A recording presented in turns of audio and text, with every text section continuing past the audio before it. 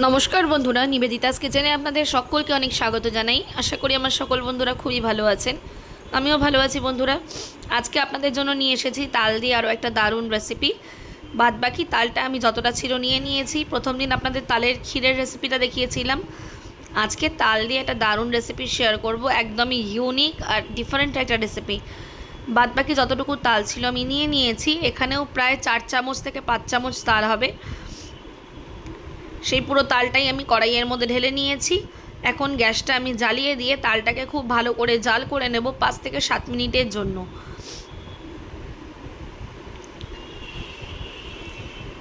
আজকে যে তালের রেসিপিটা আপনাদের সাথে শেয়ার করছি বন্ধুরা, সেই তালের রেসিপিটা কিন্তু একদম ইউনিক। এই তালটা আমি জাল দেওয়ার সময় আমি একদম অল্প স্পুনের করে নুন দিয়ে নিয়েছি, যাতে তালের মধ্যে কোনো রকম পোকা বা কোনো কিছু যেন না জন্ম হয়। কারণ তাল ছানা হয়ে গেলে কিন্তু তালের মধ্যে আপনি পোকা জন্ম হতে থাকে। সেই জন্য তালের মধ্যে আমি অল্প করে নুন দিয়ে ভালো করে জাল দিয়ে নেব। তাহলে কিন্তু তালের টেস্টটাও ভালো আসবে, তালটার মধ্যে কোনো তেতো ভাব আসবে না। এই ট্রিকগুলো ফলো করলে কিন্তু তালের যে কোনো রেসিপি কিন্তু খুবই সুস্বাদু হয়। আমি এখন এর মধ্যে দিয়ে নিচ্ছি তালটা জাল দেওয়ার পরে নারকেল কোড়া। আমি এখানে 2 মুঠ উঁচু উঁচু নারকেল কোড়া দিয়ে নিয়েছি। নারকেল কোড়াটা দিয়ে খুব ভালো করে নাড়িয়ে চাড়িয়ে নেব যতক্ষণ না পর্যন্ত ভালো করে ফুটে উঠছে। এখন এর মধ্যে অল্প অল্প করে কাপে মেপে 1 কাপ থেকে 1.5 কাপ পরিমাণে দুধ দিয়ে নেব। এবার এর মধ্যে দিয়ে দেব চিনি। চিনিটা আপনারা আপনাদের স্বাদ অনুযায়ী দেবেন। আমার এখানে প্রায় 2 ঢাকনা থেকে 3 ঢাকনা মতন চিনি লেগেছে, তাই আমি চিনিটা একটু বেশি করেই দিয়েছি, যেন এই রেসিপিতে চিনির পরিমাণটা কম না হয় এবং খেতে সুস্বাদু লাগে। একটু বেশি করে চিনি দিয়ে খুব ভালো করে নাড়িয়ে চাড়িয়ে নিয়েছি। এবার এটা কিন্তু শুকাতে হবে। এখন এর মধ্যে আমি আরও একটা জিনিস দেব। সেটা কি উপকরণ দিচ্ছি সেই উপকরণটা আপনারা দেখতে থাকুন, পুরো ভিডিওটা আমার সাথে থাকুন, তাহলেই বুঝতে পারবেন যে আমি কোন কোন রেসিপিতে কি কি জিনিসপত্র দিয়ে রান্নাটা করছি। এই সময় কিন্তু বন্ধুরা তালের গোলাটা কিন্তু অনেক পাতলা হয়ে যাবে, যেহেতু চিনি দেওয়া আছে। চিনিটা খুব ভালো করে গলে যেতে হবে। গলে যাওয়ার পরেই তারপরে বাকি উপকরণগুলো মিশাতে হবে। এখন এর মধ্যে আমি হাফ বাটি থেকে একটু বেশি পরিমাণে সুজি দিয়ে নিয়েছি। হাতে করে সুজি ঢালতে হবে আর নাড়াতে থাকতে হবে। এই সময় নাড়ানো কিন্তু বন্ধ করা যাবে না, তাহলে নিচে লেগে যাবে। সুজিটা দিয়ে খুব ভালো করে নাড়িয়ে চাড়িয়ে নিয়েছি। একদম ভালো করে নাড়াতে থাকতে হবে, কারণ এই সময়ে কিন্তু সুজিটা টকবক করে ফুটতে থাকবে আর গ্যাসের ফ্লেমটা মিডিয়াম রাখতে হবে। সুজিটা খুব ভালো করে টকবক করে যখন ফুটবে, সুজিটা কিন্তু ধীরে ধীরে তালের গোলাটাকে কিন্তু একদম পাক বানিয়ে দেখবে। একটা পাক তৈরি হয়ে যাবে, যেন একটা মণ্ড মতন তৈরি হয়ে যাবে। এই মণ্ডটা তৈরি করার জন্য আমাকে বারবার নাড়তে থাকতে হবে, কারণ এই সময় কিন্তু সুজি নিচ থেকে লেগে যাবে।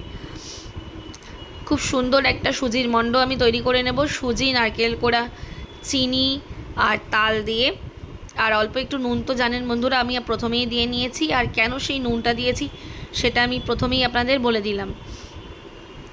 দেখুন কত সুন্দর লেগে কড়াই থেকে উঠে আসছে। যতক্ষণ না পর্যন্ত কড়াই থেকে পুরো মণ্ডটা উঠে আসবে ততক্ষণ না আপনি বুঝতে পারবেন যে খুব সুন্দর করে সুজির মণ্ডটা একদম রেডি হয়ে গেছে, তাল আর সুজি দিয়ে গোলা মণ্ডটা। আমি এবার এখানে অল্প অল্প করে ছিটিয়ে ছিটিয়ে ময়দা দিয়ে দেবো, কারণ ময়দাটা দিতে হবে বাইন্ডিংয়ের জন্য।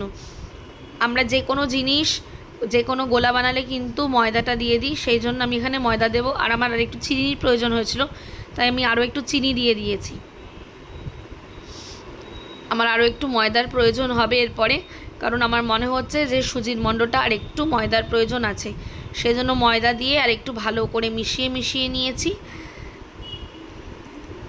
দেখুন বন্ধুরা কড়াই থেকে কিন্তু প্রায় উঠে উঠে আসছে। এই সময়টা কিন্তু খুব সাবধানে নাড়াতে হবে, খুব গরম এই জিনিসটা হয়। আমি আবারও চামচে করে মেপে 2 চামচ ময়দা দিয়ে নিলাম, দিয়ে আবারও মিশিয়ে নেব। আজকে যে তালের রেসিপিটা বানালাম বন্ধুরা, সেটা কিন্তু খেতে দুর্দান্ত হয়েছিল। একদম ইউনিক, একদম নতুন একটা রেসিপি। আপনারা পুরো ভিডিওটা দেখবেন, পারলে আমার সাথে থাকবেন। আর নিবেদিতাস কিচেনে নতুন বন্ধু হলে অবশ্যই কিন্তু আমার ভিডিওটা লাইক শেয়ার ও কমেন্ট করে আমার পাশে থাকবেন, এবং আমার নতুন বন্ধু হলে সাবস্ক্রাইব করে আমার পাশে থাকবেন। আমার পুরনো সকল বন্ধুদের আমার পাশে থাকার জন্য অনেক অনেক ধন্যবাদ জানাই। আর বেল আইকনটা প্রেস করে দেবেন বন্ধুরা, যাতে নতুন নতুন ভিডিও নোটিফিকেশান আপনাদের চ্যানেলে খুব সহজেই পৌঁছে যেতে পারে। বারবার করে সুন্দর করে নাড়িয়ে চাড়িয়ে নিয়েছি। দেখুন বন্ধুরা কি সুন্দর কড়াইয়ের থেকে উঠে আসছে। যখন কড়াইয়ের থেকে একদম উঠে আসবে, এগুলো ননস্টিকের কড়াই, এই সমস্ত রান্না ননস্টিকের কড়াইয়ে করার চেষ্টা করবেন, তাহলে কিন্তু বেশি ভালো হয়। আর না হলে অ্যালুমিনিয়ামের কড়াইতে করবেন। দেখুন মণ্ডটা কিন্তু আমার একদম সুন্দর রেডি হয়ে গেছে, কড়াই থেকে উঠে চলে আসছে। এই সময় আপনারা বুঝতে পারবেন যে হ্যাঁ, আমার সুজির মণ্ডটা একদম রেডি হয়ে গেছে। যখন সুজির মণ্ডটা তাল দিয়ে গোলার মণ্ডটা একদম রেডি হয়ে যাবে, তখন এটা আমি কিছুক্ষণ ঠান্ডা করার জন্য কড়াইতেই রেখে দেব। আমি এখানে 1 ঘন্টা মতন রেখে দিয়েছিলাম, আবার 1 ঘন্টা বাদে ফিরে আসছি কিছুক্ষণ বাদে। আমি 1 ঘন্টা বাদে একটা থালার মধ্যে ঢেলে নিয়েছি। ঢেলে নিয়ে আবারও নাড়িয়ে চাড়িয়ে ভালো করে মেখে নেব। এই সময় আমি হাতে একটু ঘি দিয়ে নিয়েছি বন্ধুরা। এবার ঘি দিয়ে বিভিন্ন শেপ করে আমি আমার মতন করে তালের পিঠাগুলো বানিয়ে নেব। দেখুন আমি হাতে শেপ দিয়ে সুন্দর করে তালের পিঠা বানিয়ে নিয়েছি। একদম সুন্দর পিঠা তৈরি হয়ে গেছে, একটুকু কিন্তু হাতে লাগছেও না, এবং পিঠাগুলো কিন্তু দারুণ হয়েছিল। এখনই কিন্তু যেরকমভাবে পিঠা তৈরি হয়েছে এমনি এমনি খেয়ে নেওয়া যাচ্ছিলো। কিন্তু আজকে যে আমি পিঠাটা বানাবো সেটা আপনাদের সাথে শেয়ার করছি আমি কি করে বানাচ্ছি। এই যে বন্ধুরা দেখুন, আমি থালায় করে সুন্দর করে সাজিয়ে নিয়েছি। আর এখানে আমি একটা পাতার ডিজাইন করেও কিছু পিঠা বানিয়ে নিয়েছিলাম, আর লম্বা করে বানিয়েছি এবং গোল করে বানিয়েছি। পিঠেগুলো কিন্তু খুব সুন্দর হয়েছিল, দেখেই কিন্তু দারুণ লাগছিল। এবার আবারও আমি কড়াই জ্বালিয়ে নিয়েছি। কড়াইটা ধুয়ে পরিষ্কার করে নিয়ে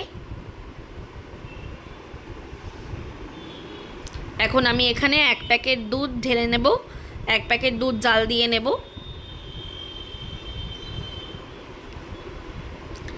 আজকে বন্ধুরা আমি তাল দিয়ে তালের দুধ পুলি বানানোর চেষ্টা করলাম, আর সেই রেসিপিটা কিন্তু আমি আমার মতন করে বানিয়েছি। খুব সুন্দর হয়েছিল খেতে, বাড়ির প্রত্যেকে বলেছে দারুণ হয়েছে। আমি এখানে একদম অল্প করে নুন দিয়ে নিয়েছি দুধের মধ্যে, কারণ যে কোনো মিষ্টিতে কিন্তু একটু নুন দিলে কিন্তু স্বাদটা দারুণ আসে।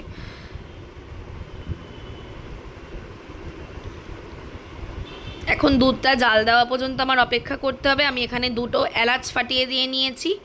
আমি সবসময় জেকের এলাচটা ব্যবহার করার চেষ্টা করি, তাহলে কিন্তু খুব সুন্দর জেকের এলাচ একটা ফ্লেভার আসে। আমি এখানে 1.5 ঢাকনা মেপে চিনি দিয়েছি। চিনিটা আপনারা অবশ্যই আপনাদের স্বাদ অনুযায়ী দেবেন। আবারও নাড়িয়ে চাড়িয়ে চিনিটা গলা পর্যন্ত আমাদের অপেক্ষা করতে হবে, এবং দুধটা টকবক করে ফুটে উঠবে। দুধটা টকবক করে ফুটে উঠলেই তবেই আমরা এর মধ্যে পিঠেগুলো অ্যাড করব। এই সময় আমি বারবার করে নাড়িয়ে চাড়িয়ে দিচ্ছিলাম, যেন দুধটা নিচ থেকে লেগে না যায় এবং দুধটা খুব সুন্দর করে জাল চলে আসে। এই সময় গ্যাসের ফ্লেমটা কিন্তু বাড়িয়েই রাখতে হবে।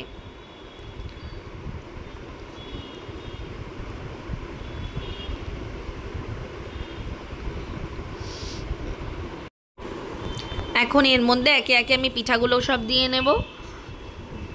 কিছুটা পিঠা আমি এখানে দুধে ভিজিয়ে করছি, আর কিছুটা পিঠা আমি আরেক রকমভাবে বানাবো বন্ধুরা।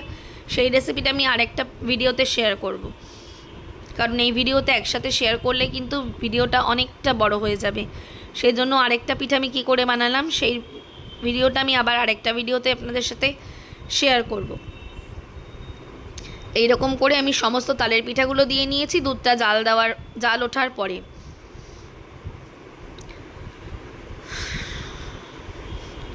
খুব ভালো করে নাড়িয়ে চাড়িয়ে নিতে হবে এই সময়, কিন্তু যতক্ষণ না পর্যন্ত পিঠেগুলো ফুটে উপরে উঠে আসছে সেই সময়টা কিন্তু খুব সাবধানে নাড়াতে হবে, একদম হালকা হাতে যেন ভেঙে না যায় পিঠেগুলো, কারণ এই সময় কিন্তু পিঠেগুলো খুব নরম ছিল। দেখুন বন্ধুরা টকবক করে কিন্তু ফুটে উঠেছে। এই সময় কিন্তু হাত দিয়ে নাড়ানো যাবে না, কড়াইটা ধরে বারবার করে নাড়িয়ে চাড়িয়ে নিতে হবে, তাহলে কিন্তু দুধ পুলিটা কিন্তু খুব সুন্দর খেতেও হবে, আর কিন্তু দুধ পুলিটার স্বাদটা কিন্তু অসাধারণ। এটা যেহেতু তালের দুধ পুলি, তালের একটা যে দারুণ গন্ধ সেটা দুধের মধ্যে পুরোপুরি চলে এসেছিলো, আর কিন্তু অপূর্ব সুন্দর লাগছিল। আমরা নারকেল দিয়ে পিঠে বানাই বা দুধ পুলি বানাই, সেটা কিন্তু একরকম আলাদা স্বাদ হয়, আর তাল দিয়ে দুধ পুলি কিন্তু একদম ইউনিক একটা রেসিপি।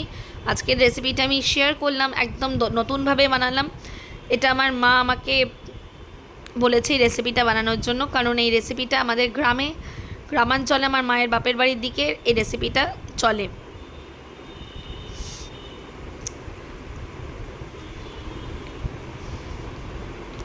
দেখুন বন্ধুরা কেমন হয়েছে, দুধটা কিন্তু টকবক করে ফুটেছে। আমি এখানে 10 থেকে 15 মিনিট মতন ফুটিয়ে নিয়েছি, যাতে তালের পিঠাটা কিন্তু অলরেডি ডান। তারপরেও 10 মিনিট মতন ফুটিয়ে নিয়েছি যাতে তালের সুন্দর গন্ধটা দুধের মধ্যে চলে আসে। এই সময় গ্যাসের ফ্লেমটা মিডিয়াম রাখবেন, একটু কম আঁচে ভালো করে ফুটতে দেবেন যতক্ষণ না পর্যন্ত তালের ক্ষীরটা একদম গামাখা গামাখা হয়ে আসছে। তালের দুধ পুলিটা কিন্তু গামাখা গামাখা হলে বেশ ভাল লাগবে, দুধটা হালকা ঘন ঘন হয়ে আসবে আর দুধের সাথে তালের পিঠাটা খেতে অপূর্ব লাগবে। আমার কিন্তু তালের পিঠা একদম রেডি হয়ে গেছে, তালের দুধ পুলি। এবারেও নামিয়ে আমি একটা পাত্রের মধ্যে ঢেলে নেব। আমার আজকের রেসিপিটা কেমন লাগলো বন্ধুরা অবশ্যই আমাকে কমেন্টে জানাবেন। আবারও দেখা হবে নিবেদিতাস কিচেনের নতুন ভিডিওর সাথে। ততক্ষণের জন্য বাই বাই।